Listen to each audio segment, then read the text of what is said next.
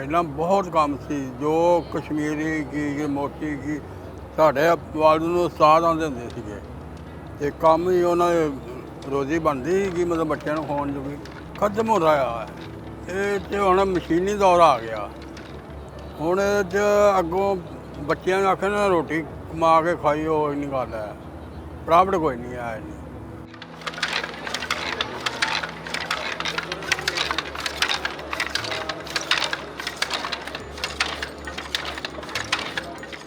बाबा मोहम्मद यूसुफ आप सब से आए हैं, काम खड्डी का करते हैं, कपड़ा बनाते हैं, चादर बना लिया, खेत बना ले, सारे काम कर दीजिए। 40-45 साल हो गए आ काम करते।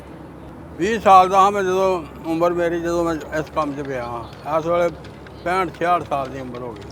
चाचा करता ही, वालद करते ही, उन्होंने फिर असी भी अपना फिर लग पे हौली हौली।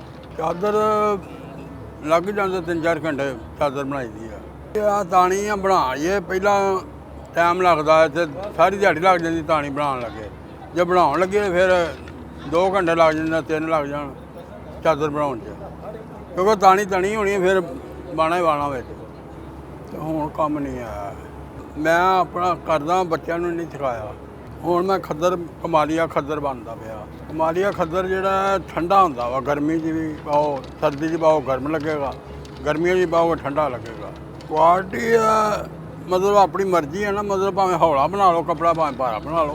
तानी जिहड़ी थोड़ी पाएगी तो आपे माल हौला बनेगा, जे तानी ज़्यादा पाएगी आपे माल भारा बन जाएगा।